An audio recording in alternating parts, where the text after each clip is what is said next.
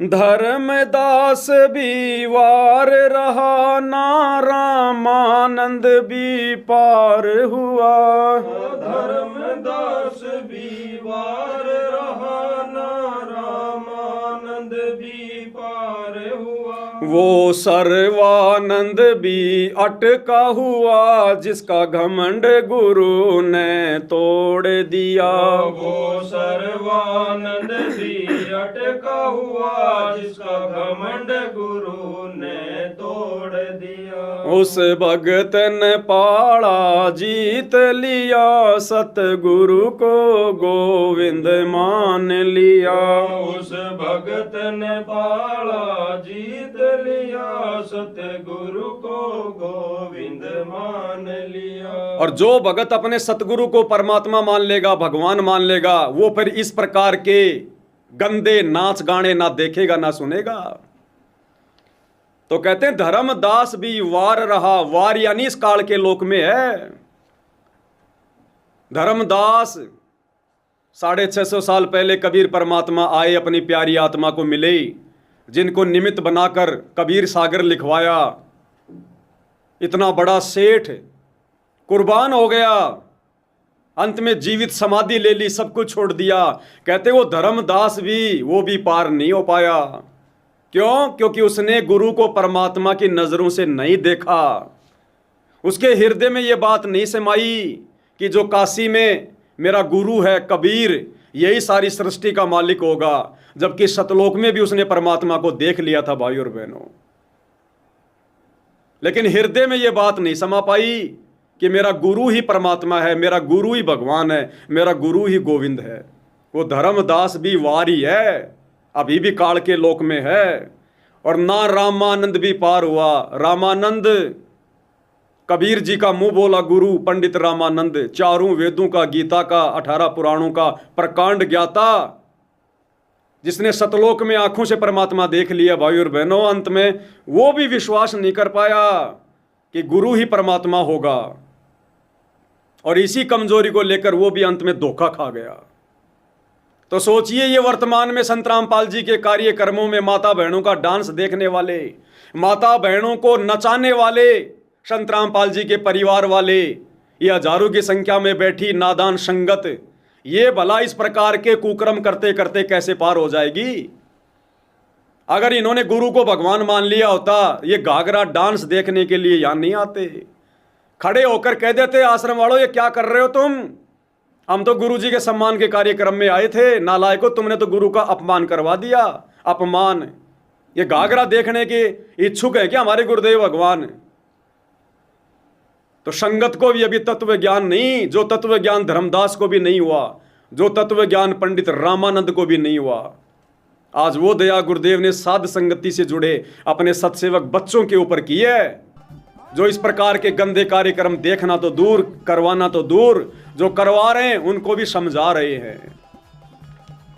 तो धर्मदास भी वार रहा ना रामानंद भी पार हुआ, और वो सर्वानंद भी अटका हुआ जिसका घमंड गुरु ने तोड़ दिया। सर्वानंद जो अपनी मां शारदा से कह रहा था कि मां मेरा नाम सर्वानंद से सर्वाजीत रख दे। बोली बेटा क्यों? सर्वानंद क्या कोई बुरा नाम है? नहीं मां, मैंने सभी पंडितों को, विद्वानों को ज्ञान चर्चा में हरा दिया, जीत लिया, इसलिए मेरा नाम सर्वाजीत रख दे, ताकि सबको पता चले मेरे नाम से कि सर्वाजीत का मतलब जिसने सबको जीत लिया, सबको हरा दिया ज्ञान चर्चा में। तो सर्वानंद की मां शारदा परमात्मा जी की शिष्या हो चुकी थी। बोला बेटा एक विद्वान और है, उसको हरा दे, फिर मैं तेरा नाम सर्वाजीत रख दूंगी। कौन? मेरे पूज्य गुरुदेव कबीर देव। अरे बोले माँ तू अच्छी भोली, वो अनपढ़ आदमी, वो क्या जाने शास्त्रों को, उसको तो यूं गया यूं आया राके। वो सर्वानंद आसानी से यूं तो चला गया, लेकिन आने में उसको बिजली जैसे झटके लगे। फिर परमात्मा ने उसका घमंड तोड़ दिया सारा का सारा कि नालायक तू काहे का विद्वान है, तू क्या तेरे को शास्त्रों का ज्ञान है? तू तो कुछ भी नहीं जानता, तू तो रट्टू तोता है, रट्टू तोता।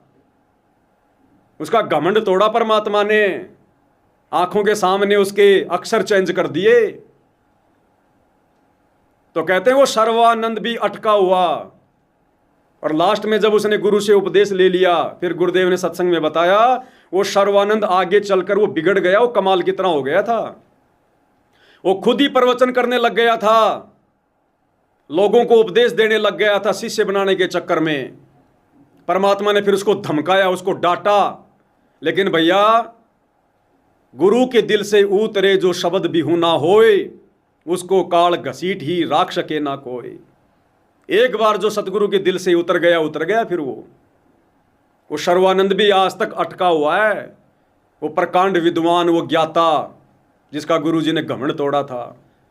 और नादानो, आप और हमें गुरुदेव भगवान ने आज कलयुग की पिछली पीढ़ी में अपनी शरण में ले लिया, हमें मोक्ष मार्ग पर लाकर खड़ा कर दिया। ऐसे सतगुरु की महिमा तो आंखों में आंसू निकाल कर करनी चाहिए। अरे आंखों के आंसू से गुरुदेव के चरण धो धो के चरणामृत पीना चाहिए। ऐसे गुरुदेव भगवान की महिमा करनी चाहिए, उनको प्रसन्न करने के लिए। परमात्मा कहते हैं शीश उपाड़े भूमि धरे, ऊपर मच के पाँव, कबीर का घर शिखर में तेरी गरज पड़े तो आओ। गुरुदेव कहते हैं सतलोक के लिए इतना सस्ता सौदा नहीं है, इतना आसान मत समझ। ये कोई बरवाड़े का बस स्टैंड नहीं है जो तू सतलोक चला जाएगा। गुरुदेव कहते हैं मेरे सतलोक के लिए अगर तू अपने हाथों से अपनी गर्दन काट के अपने पैर के नीचे रखकर मुझे प्रसन्न करना चाहिए तो नहीं हो सकता। और आज हमें सहज में परमात्मा सतलोक ले जाने के लिए आया हुआ है, हमें तैयार करवा रहा है। और ऐसे सतगुरु के कार्यक्रम में हम ये किराए की लड़कियां ला के दुनिया का मनोरंजन करवा रहे हैं, खुद का मनोरंजन कर रहे हैं। भक्ति की छींट भी नहीं छोड़ेगा काल, भक्ति की छींट भी इतना नींबू की तरह निचोड़ के रख देगा आश्रम वालों को और संगत को। तो कहते हैं वो सर्वानंद भी अटका हुआ जिसका घमंड गुरु ने तोड़ दिया, उस भगत ने पाड़ा जीत लिया, भाई सतगुरु को गोविंद मान लिया।